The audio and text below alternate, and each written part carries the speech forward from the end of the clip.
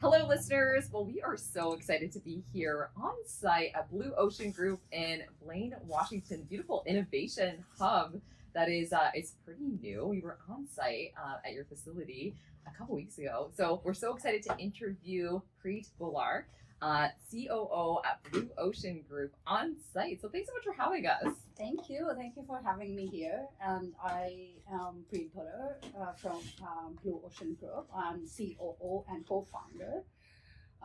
We founded Blue Ocean in 2011, but started operating in 2012. Okay. Love it. And what about this facility here? Oh, we started this one in 2023. Actually, Blue Ocean operations started in the US in 2023, but in Bellingham. But we recently moved to now in March of 2026. Fast forward 3 years, we have this now beautiful building in Blaine. So we are just trying to exactly copy our business model that we have in Canadian facility, and then we are so excited to have it here now. We have team members that are here to support our growth. Amazing. Yeah. And we were so fortunate to be on site at your Surrey facility a couple weeks ago, and it was my first time being on site, and just to be able, you walk in the door and you're like, wow, this smells amazing. First and foremost, and same deal with this location as well. You can just smell the wonderful ingredients as you come into the facility. Mm-hmm. So if you can explain for our listeners some of your capabilities, and I think it's pretty unique given the fact that you have multiple locations. But yeah, would love to dig into your capabilities a little bit more for our listeners. Yes, so when we started in 2012, then we were only a tea company. So tea bags, loose leaf tea, tins and pouches. So we do we are the contract manufacturers, so packing in basically the teas, dealing with the tea bags, and we have tin packing lines, we have the loose leaf pouches lines. Mm-hmm. So, and then but we then pivoted towards the stick pack lines. Okay. So dealing with the powders, so more wellness and consumer CPG brands. So we started working with the brands that are retail, shelf ready products. And then, so now we have about 14 single lane machines in our Surrey facility. Mm-hmm. And then we have 3 machines here in Blaine facility. And we will now continue. For US, we have to be ready because if the scale is such. Mm-hmm. So we have to be ready for the scalability that, okay, if we are going to a brand, then then we need to be ready for that growth. Because right now we feel that we are still low on infrastructure in our Blaine facility. So our next goal is to have put more equipment, and there's so much equipment sitting which is idle, but we need to make it now, because since we have this facility now, and then we'll be just basically commissioning it and getting them ready. Yeah, I mean, Sean took us through a tour of your facility here in Blaine very quickly, and he was walking us through some of the audits that you went through. Yes. To get ready, right, yes, for scale up. What if you could walk us through what that looks like? Because I know your background is in quality and food safety. Yes, absolutely. So we are both sides of the borders. We are now GFSI-certified facilities. So we go for SQF. So we Surrey facility was SQF certified in 2021. Okay. And then after that, 23 when we opened up our facility in Bellingham, the first goal was obviously to have this certification in place, because without that we had understood you can't really go too far. Yeah. Right. If you don't have the quality certifications in place, and then we have organic, we have kosher, we have now this year we have got NHP certificate for our Surrey facility. Yeah. That's huge. That's huge. That's huge. Yes. That's good to know for sure. Yes, and then for US facility, the new regulations that have come up is now that you have to have GMP certifications in place, like CGMP, right? And then to manufacture dietary supplements. Okay. Mm-hmm. So the next goal is that we are going towards now for that certification. That is our goal, to have it. If our brands that we work with want to go for to get listed on Amazon or in Walmart as a dietary supplement, then that is something that we have to have it. Okay. Right. Otherwise, brands will hit that roadblock where we don't have it, and then they want to be on Amazon channels and One other thing we learned was that you recently had your Costco audit Yes, completed. yes. And I think that's also another big milestone Yes, to achieve yes, to get exactly. That Costco Yeah. audit So as last year, when one of our brands that we work with wanted to be on, was going to be in Costco. Mm-hmm. So then the requirement is that you have to have GMP Costco addendum added to your certificate. Only then you can be in Yeah. Costco, right? Yeah. So then the last year was in Surrey facility. We got that added to our. It's a 1-day audit, so we got that done, and then we were able to get to Costco. So that was our first time selling to Costco channels actually.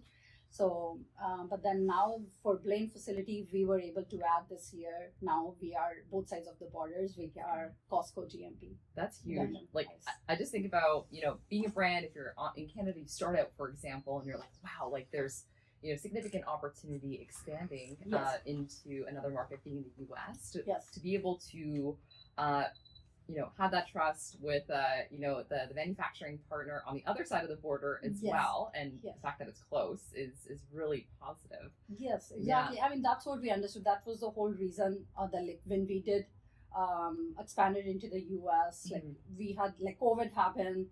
We couldn't go back and forth. You had to be quarantined, so we couldn't start in 2020. We could have started in 2020 or 2021, but then that was the reason where we couldn't come across the border, and then we didn't start up until 2023. And actually, so then it's just like unstoppable. Yeah, no, that's great. But maybe we could walk back a bit, because when we first met you in your Surrey facility, you took us through your journey and starting in this business.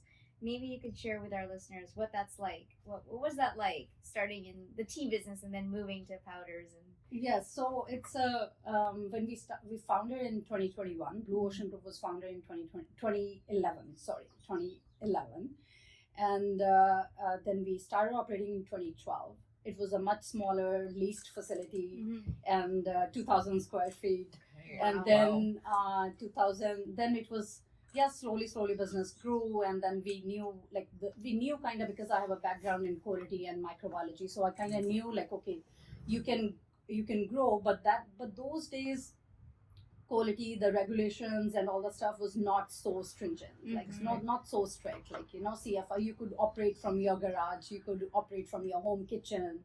But then after, like, if you see over the years, the regulations have become very strict, like the consumer demands and consumer becoming more aware of all those things have happened. And then 2012, when we moved to so it was a leased facility. 2014 we got a bigger warehouse, which was again at just the twice of the size, maybe 3 times of the size. Yes, so we got that just building, and then again that was still very small, like, but we took a very baby steps where we didn't want to get overboard, like go and get more overhead and then not able to sustain. So but then 2018 we moved to a 13,000 square feet warehouse. Wow. Yes, and then, Yeah. then that was something where we knew now is the places, like this facility is good enough to support our growth, the plans that we have in place, that where we want to take our companies to. So I've not been alone in this journey. So because when we started this, my business partner is also my partner in life. So we have common goals, common vision, so that's what actually drove us, like company growth to this level where we are today. Amazing. Wow, what a journey. And Yeah. being on site, I think what's really special, and you started to share also when we were all together last time in the room, was the connection to source, Yes. source of ingredients. And I think having that equality piece, and we'd love to understand a little bit more about that, what that means in terms of business and how that really helps to grow your business as well. And those relationships that are so important. Yes, so it's important for any business to have, like, long-term supplier relationship, obviously. So then that was something that we did. We think that we are experts in like getting to the source. So to bring we work with the brands that actually like where we know when they are ready to launch, we understand their SRPs. We are involved, we are understanding their business model. So we understand that SRP is so important for them to be able to scale, leave that margin. So if we don't get to the source, if the product when it's ready to launch is again it's so cost high, cost is already so high, where will they have margins and to spend on their marketing and then their branding.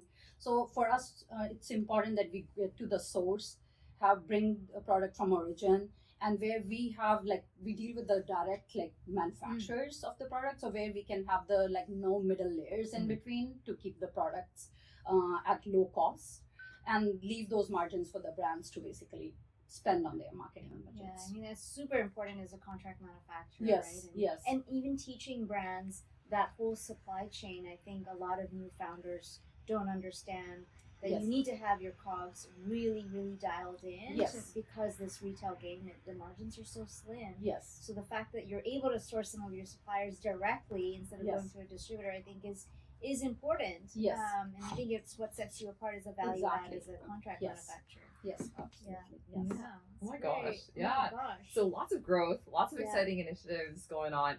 We're kind of midway through 2026 right now. It is wild.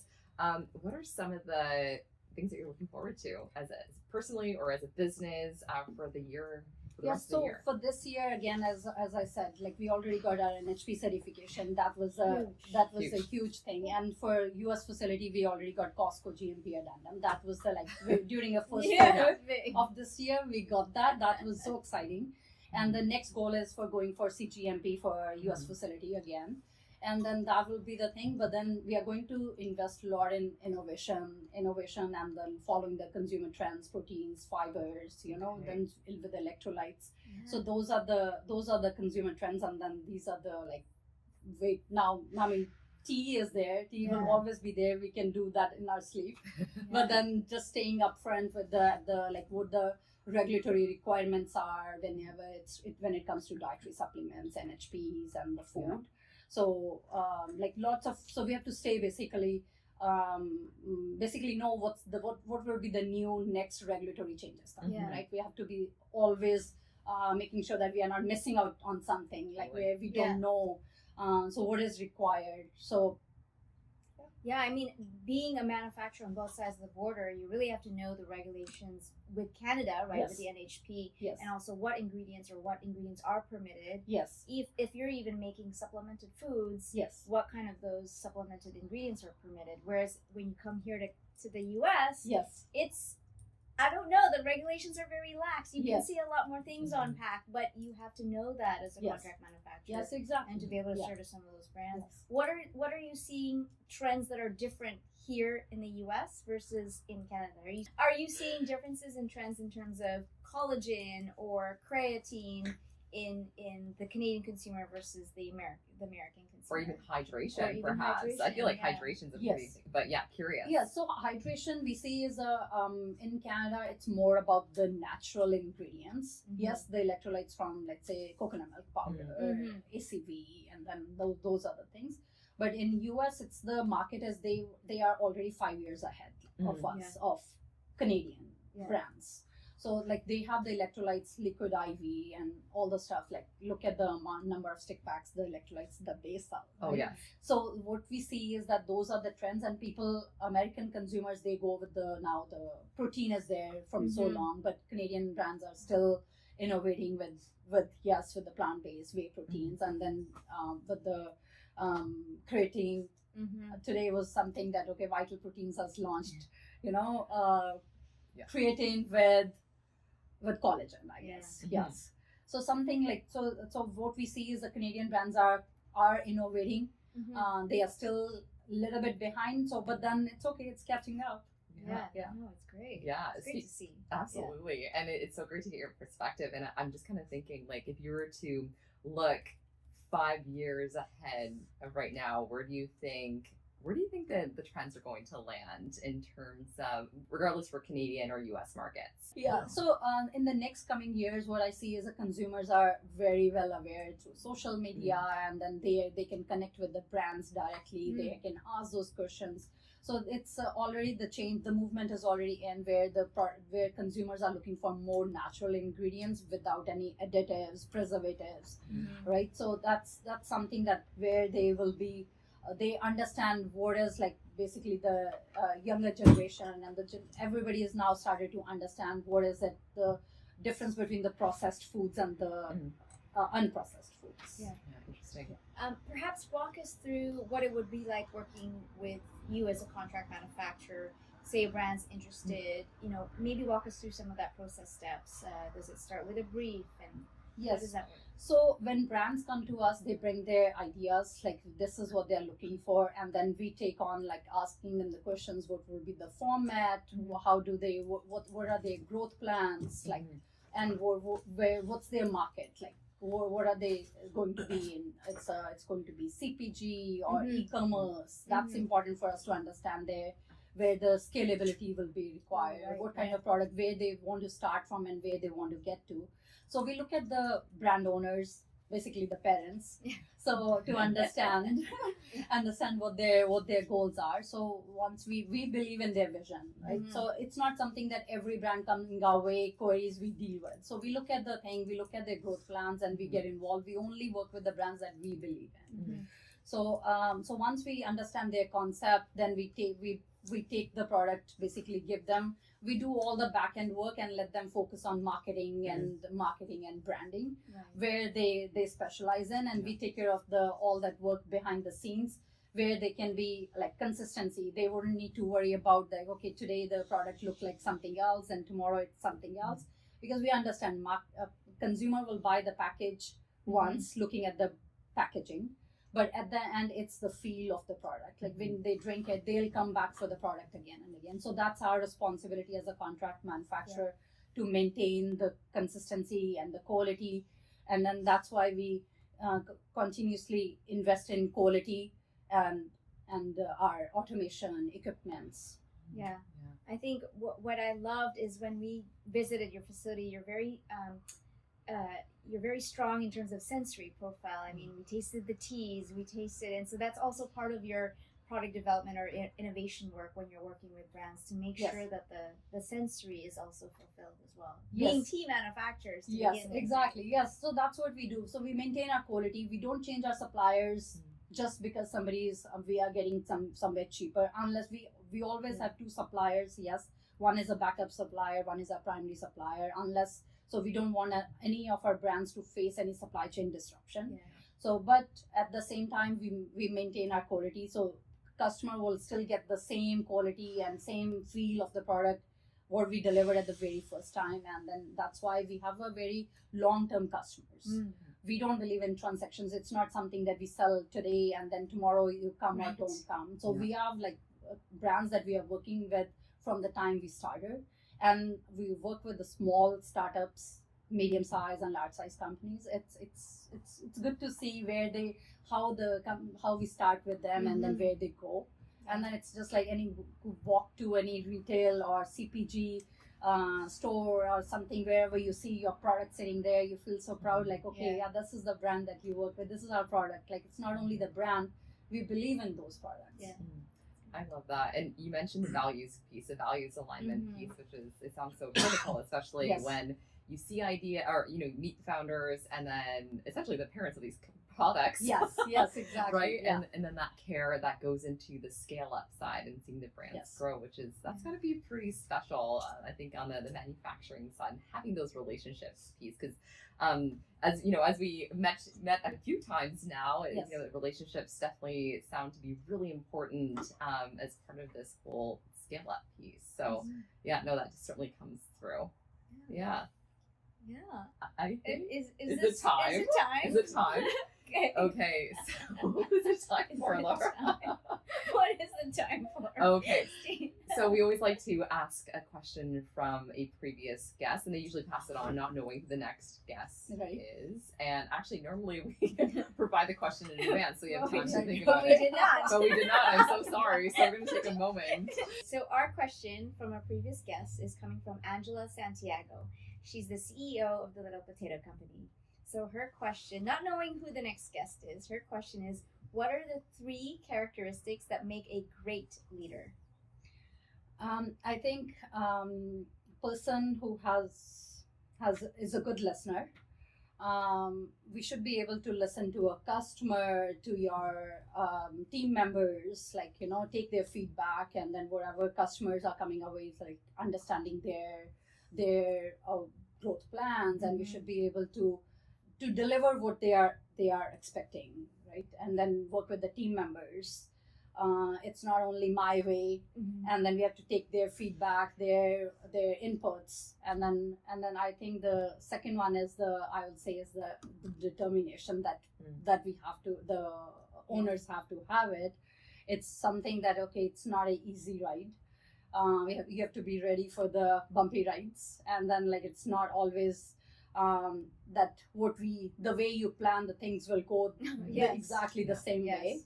And the third will be the patience, right?